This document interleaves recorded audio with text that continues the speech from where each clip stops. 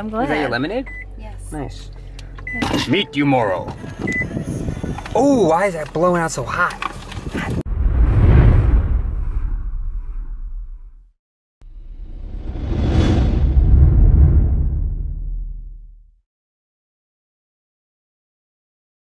So we're getting ready for the gym. It is like Thursday afternoon, but we got some really exciting news today. So let's go find that.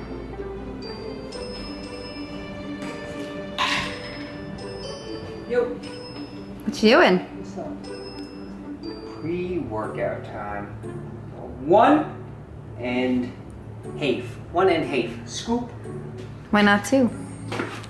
You never do 2 scoops, and you wake up somewhere, you have no idea how you got there. I don't know, just really don't need that much caffeine. I'm feeling good, I'm in a good mood. So, you guys know, you've obviously been following the channel for a while, and we've made plenty of videos about the search. And the search is for a place for Brittany and I to live. You know, we're getting married in a few months, and we've been trying to find a place, and we honestly haven't had any luck at all. And it's been extremely stressful to the point where what hasn't been seen on camera, where I wanted to take my iPhone 6 and spike it into the ground, or, you know, maybe even put my fist through my 27-inch iMac. Just things that get really stressful. But I think you guys know where I'm going with this. We got our lease signed today for a new place. So we are incredibly excited for that. We actually move in 1 week from tomorrow. But yes, we are very excited for that. You know, it's going to be a change of scenery for you guys as well. You know, being in a new place and everything. There's also lots of cool places to film there too. There's a lot of yeah, you got the a lot of amenities and stuff that we'll be sure to show you guys. I can't wait. It's like the next big step, you know. Yeah, and there's a lot going on behind the scenes, so it's gonna be fun. It's gonna be a fun journey. But we're off. We gotta take this stuff and we gotta go. We gotta train upper body. Yeah. Good? Good. Good. Got my lemonade. I found my lemonade, Crystal Light. Yeah, she doesn't do the whole pre-workout thing. Yeah. Not beta about alanine tingles. She likes branch chains though sometimes, so she'll probably end up stealing some of mine. But all right, let's go. Headphones and lemonade. I know, I think I lost some, but you didn't lose them. It's open. Hold on, let me press it. Hold on. I'm locking it, guys. Stop it, I'll do it. Alright, one thing I want to talk about as far as warming up goes, especially for pressing exercises, shoulders, chest. Get out of here, Ed. I'm trying to record, you like in my way? I can't help myself, man. Everywhere I go with someone's right. Sucks, man. So warming up, what you want to think about, you see this a lot in the gym, right? I'm not really sure what this is doing, because gravity is pulling this dumbbell down. And if you're trying to externally rotate and work on your shoulder, the weight's going down. You want resistance going away from you. You want tension pulling away from your shoulder as you externally rotate. So by doing this, the weight's pulling you down. It's really not working too well. So you want to grab something like a band, cable station, something like that. Hold like this. Obviously you would anchor this to something, and like that. So now tension is pulling away from your shoulder as you externally rotate instead of the force going down. So get those shoulders upright, and then do your other warm-ups, and then go ahead and press. Alright, so we're starting off with some incline dumbbell bench press, and one thing that I've actually been experimenting with was how much elbow tuck I'm using, and also how deep I'm going. I tend to take the dumbbell deep. Giggity giggity, giggity goo. Stick around. I tend to, there you go. I tend to bring my arm down really deep to get a good stretch, but I just think it's too far sometimes, and you can use that stretch reflex when you come down to push back up.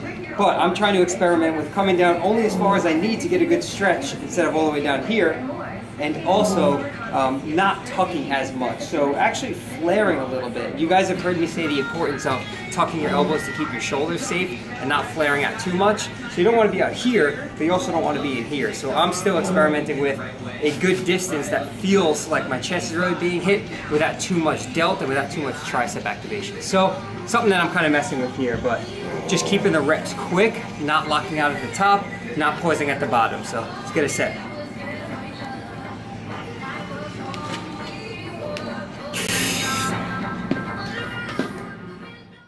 Alright, so after watching this back both inside the gym and right now, I'm realizing that I was still going pretty deep with that stretch, and it's something that I'm trying to work on. I thought I was actually stopping just below parallel or just below 90 degrees with my elbows, but as you can see here, I was still getting a pretty full stretch. So I tried it again for another set and controlled it a little bit more.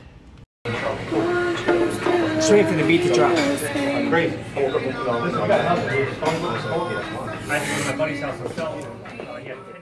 So I think I did a much better job on this set at actually controlling the range of motion and keeping constant tension on my pecs throughout the entire set. Now, this is much faster of a tempo than I'm used to using, but it was something I was experimenting with. And you know, that little bit of elbow flare I mentioned earlier, I really think it's important to experiment with your training, as I know some people who have been lifting for 7-8 years doing the bench press over and over, and when they do something as small as move their grip in or out just a 1/4 inch or a 1/2 of an inch, it makes a big difference. So over time, you evolve as a lifter, and I think it's really important to take note of these little changes and see how you adapt to them and see how they work for you. Go ahead, Yumoro down. Slowly falling in. Now shake it up. Shake weight. Alright, next up after the pressing, we're moving into a superset of a lat pull down and a seated cable row. A couple things I like to keep in mind when doing a lat pull down. First, I like to take my grip like this. So it's a thumbless grip. Can you see that? Mm-hmm. Oh, okay. So I'm not actually wrapping my thumb around the bar. I'm keeping it like this. This way it will take a little bit of biceps involvement out of it, so you're not squeezing like this, you're squeezing like this. Next thing, if you're leaning back too far, you're actually turning it more into a vertical row than a pull down. So you see this a lot. People lean back. That's more like a row. This is more like a pull down. So you want to keep yourself somewhat upright. You can have a little lean, but the purpose is to just drive through your elbows and squeeze your lats. Right there.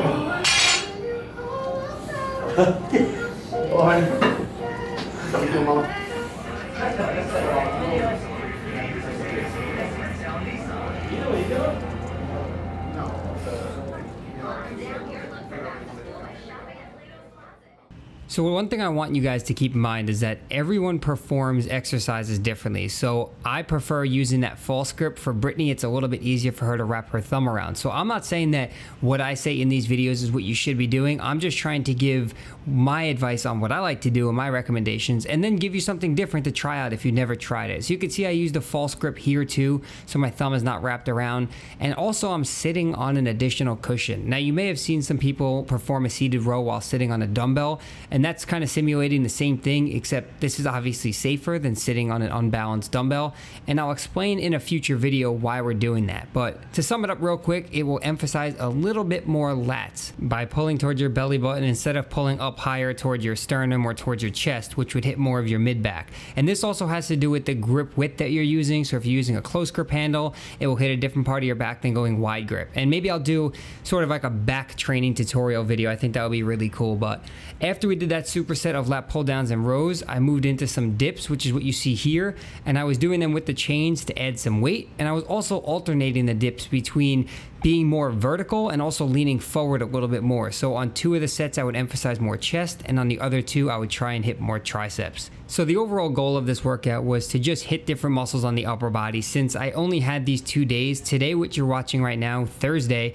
I was doing upper body. Tomorrow, Friday morning, will be lower body, since I won't be around all of tomorrow night, and then Saturday and part of Sunday. So I'm going to visit my brother in Albany, New York, so I'm not sure if there will be a gym around, and I wanted to make sure I hit both my upper and lower body before leaving. So today was really just try and get 1 to maybe 2 exercises per muscle group. You know, I focused on the incline dumbbell press in the beginning. I was hitting the shoulders with the lateral raises. We had the dips, we have some biceps. So a pretty good mix of everything, a vertical pull, a horizontal pull, and then finish off with some chest cable flies, superset with some overhead rope extensions, which the camera died as I was just about to do those. But you'll see me kind of let go of the cables and then head over to the rope to do some tricep extensions. And that concludes the training footage and this video. So I hope you guys enjoyed some of the live tips that I was giving in the video. It tends to get pretty good feedback, and I will be doing a lot more how to build this muscle and that muscle videos in the future, since they got a really good response. So thanks again for watching, everybody. It's time for me to finish off editing this video and get back to work. So if you guys are interested in one-on-one online coaching, I do have some spots available, so you can email me or you can click that box right there, apply for online coaching, and I'll be in contact with you. If you want to join the VIP list or subscribe to the channel or watch the previous video in case you missed it, you can click any of those boxes. And also, if you're interested in becoming an online personal trainer, the NASM, or the National Academy of Sports Medicine, is still running a free 14-day trial. So you can click the link in the description box below if you want to test it out for 2 weeks. And that's it, guys. So thanks again, and we'll talk to you all in the next video.